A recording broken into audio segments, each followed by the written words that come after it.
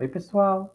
Eu sou o professor Luan, professor de ciência de vocês, e nessa atividade nós vamos falar sobre as células, tá bom? A unidade temática se chama Vida e Evolução, e a gente vai aprender um pouquinho mais sobre as células, tá?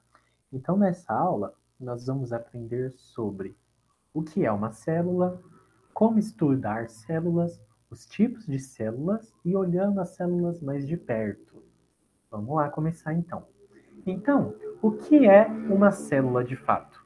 Bom, uma célula são as menores unidades estruturais e funcionais dos seres vivos, né?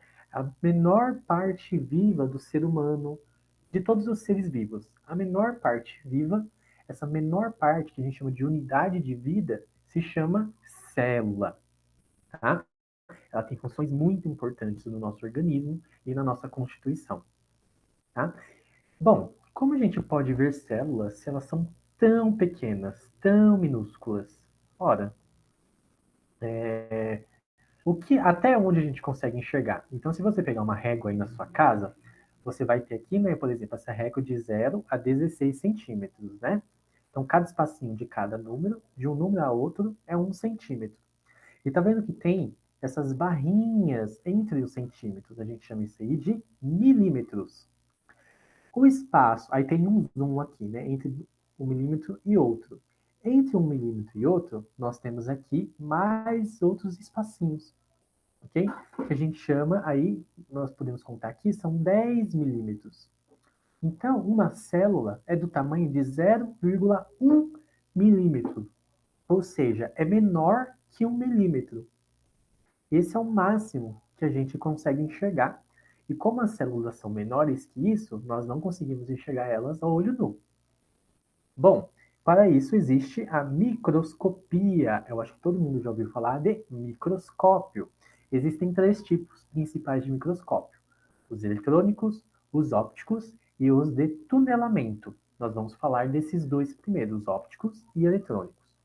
Bom, então esse aqui é um microscópio óptico. Provavelmente todos vocês já viram na televisão, em algum filme, em algum desenho, em algum livro, no nosso livro de ciências tem foto deles. Então, como funciona? Bom, essa parte aqui, ela é como se fosse uma fonte de luz, como se fosse uma lâmpada. Ela vai emitir luz, que vai subir por aqui, e vai entrar de encontro com essas lentes, que a gente chama de objetiva. Essas lentes possuem a funcionalidade de aumentar o tamanho das coisas, tá? A gente chama de lentes objetivas. A luz vai passar pela lente, depois vai entrar aqui no revólver, que a gente chama, né? Que é a parte que gira as lentes, vai entrar aqui pela lente ocular e a gente consegue enxergar aqui na lente ocular, tá bem? Bom, mas o que, que vai passar por aqui, né? O que, que a gente coloca? A gente coloca esse material. Então, nós temos uma lâmina, que é esse pedacinho de vidro maior. Então, ali a gente pode colocar várias peças, vários materiais. Por exemplo, uma gota d'água, uma gota de sangue, a pétala de uma flor, um pedacinho de cebola, para tentar ver as células desses materiais. E em cima nós colocamos, que é esse quadradinho, né, que é um vidro bem mais fininho, que a gente chama de lamínula, que é para espalhar bem e dá para ver bem certinho o seu material. Daí a gente consegue ver as coisas bem pequenininhas, por base da microscopia, usando os microscópios. Bom, então aqui nós temos uma fotomicrografia. O que é uma fotomicrografia? São fotos de várias células. Então aqui do lado esquerdo, vocês estão vendo fotos de várias células, tá bom? Então cada pedacinho desse aqui é uma célula. Tá vendo que tem uma parte assim mais clara e uma bolinha mais escura? Essa bolinha mais escura a gente chama de núcleo. Essa parte mais clara a gente chama de citoplasma. E essa região aqui que delimita como se fosse uma película, a gente chama de membrana plasmática. Igual está aqui do lado direito, né? Então nós temos uma célula aqui, essa bolinha no meio a gente chama de núcleo, a parte de dentro aqui nós chamamos de citoplasma e a película em volta nós chamamos de membrana plasmática. Muito bem. Aqui é outra foto de células para mostrar para vocês que existem vários e vários tipos de células com vários e vários tipos de formatos também.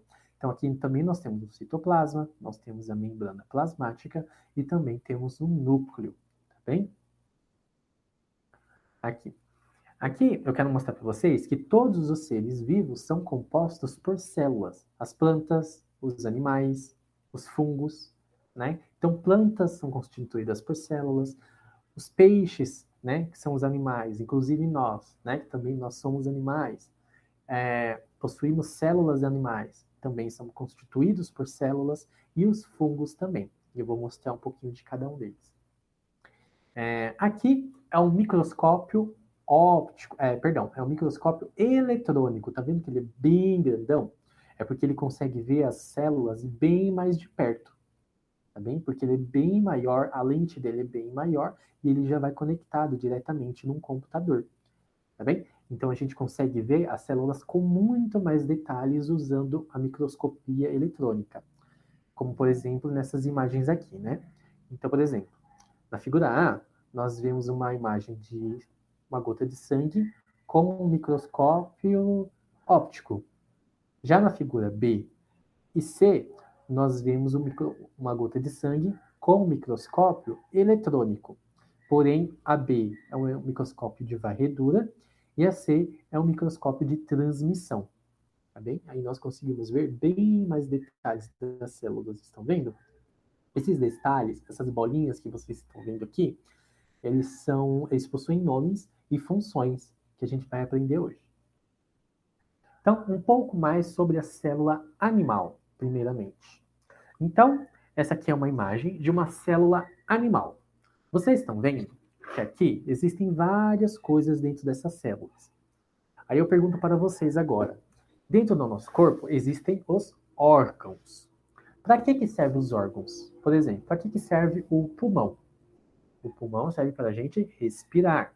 Para que serve o estômago? O estômago serve para digerir a comida. Para que serve o coração? O coração serve para bombear sangue pelo corpo todo. Então, cada órgão do nosso corpo possui uma função específica. Na célula também. Porém, na célula, nós chamamos esses órgãos de organelas. Então, vocês estão vendo aqui todas as organelas que possuem dentro de uma célula animal. E assim como nossos órgãos, as organelas também possuem funções específicas. Vamos ver um pouquinho mais sobre elas. Então, a primeira aqui, número 1 e 2, nós temos o núcleo celular, né? O núcleo é onde está o nosso material genético, né? Os nossos cromossomos, ou seja, eles armazenam informações para o funcionamento da célula e a participação da divisão celular.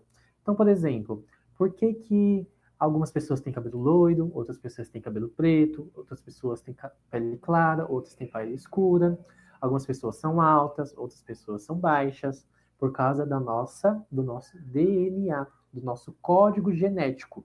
Isso tudo está dentro da nossa célula, mais especificamente dentro do núcleo da célula, tá? Que é esse número 1. Depois nós temos o número 2, que a gente chama de nucleolo. O nucleolo, ele produz ribossomos, tá? Produção de ribossomos gerados por proteína.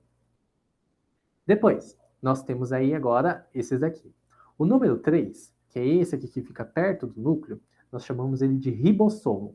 O ribossomo, ele é responsável por produzir proteína para as células. Depois nós temos os 5. O ribossomo, gente, são essas bolinhas aqui dentro, tá? Essas bolinhas azuisinhas que estão aqui dentro, vocês estão vendo? Essas bolinhas são os ribossomos. Depois desse parte toda azul aqui, nós chamamos de retículo endoplasmático rugoso. O que ele faz? Ele é responsável pela tradução e dobramento de novas proteínas, tá? Que o ribossomo produz. Depois, aqui, esse vermelhinho, número 6, ele se chama complexo de Golgi. Ele é responsável pela triagem, processamento e acondicionamento e modificação de proteínas. Tá bem? Depois o número 8, né? O número 8 aqui, ele é o retículo endoplasmático liso, que ele é responsável pela expressão de lipídios dentro da célula. Vamos ver os outros. O número 4, que é esse aqui e esse aqui, a gente chama de vesículas, que ele é responsável pelo transporte de materiais. O número 7, que é essa linhazinha, vocês estão vendo aqui, ó, a gente chama de citoesqueleto, que ele é responsável pela estrutura e pelo movimento da célula. Tá? Esse número 9 aqui, ó, esse aqui e esse aqui, que é o número 9 aberto, a gente chama de mitocôndria. E ele que é responsável pela produção de energia. Então, quando você corre, você dança, você pula, você gasta energia. E essa energia é produzida pela mitocôndria. O número 10, que é essa bolinha azul aqui e essa daqui, a gente chama de váculo, que é responsável pelo armazenamento, transporte e homeostase. O que é a homeostase? A homeostase é, por exemplo, na verdade, é a função que regula as propriedades do corpo. O seu pH, o pH do seu corpo, a temperatura do seu corpo, o nível de batimentos cardíacos, tá bem? A umidade, a quantidade de água que fica dentro do seu corpo. Então, ele que é responsável por toda essa parte. Depois nós temos a parte 11, que é toda essa parte branca aqui, que a gente chama de citoplasma, que é o líquido que preenche o interior das células. O 13, que é esse amarelinho aqui, a gente chama de centriolo, que ele organiza a divisão celular. Tá? E por fim, o número 14, tá? Que é a parte externa, que a gente chama de membrana celular. Então, ela estabelece o limite das células e ela também é responsável por organizar as trocas intra e extracelular, ou seja, o que entra e o que sai da célula. Agora a gente vai ver um pouquinho sobre as células vegetais. Então, aqui nós temos uma fotomicrografia de uma planta, das células de uma planta, né? Com pigmentos verdes. Então, essas bolinhas verdes que vocês estão vendo aí, nós chamamos ela de cloroplastos, que é a principal característica das células vegetais. Tá bem? Então, veja aqui, ó. Dentre tudo que tem aqui, muitas coisas são iguais às nossas células, células animais. O que muda, por exemplo, são os cloroplastos. Os cloroplastos são responsáveis pela cor das plantas, pela cor verde das plantas e também pela sua fotossíntese, ok? E também nós temos aqui esse vacúolo, que é responsável por armazenar energia no processo de fotossíntese, ok? Então, nós temos essa estrutura aí, poucas diferenças entre a membrana, entre a célula animal e a célula vegetal, tá bem?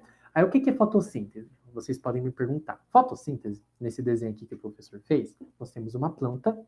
A planta, ela vai usar a luz solar e o dióxido de carbono, ou o gás carbônico, ou o CO2, que é um gás poluente que os carros soltam, né? Que vai para a atmosfera. Então, ela absorve luz, absorve CO2 e transforma ele em oxigênio, que é o ar responsável pela nossa vida, transforma em açúcar, ou seja, na glicose. Então, por exemplo, todas as folhas, todas as plantas, né, elas possuem glicose na sua constituição, tá bem? E a planta também tem que usar água e estar na terra para absorver nutrientes. Então, basicamente, é isso que faz uma fotossíntese. E é assim que a planta cresce. Tá bem? Ela não precisa se alimentar igual nós nos alimentamos. Ela cria seu próprio alimento a partir da luz solar, da água e do CO2.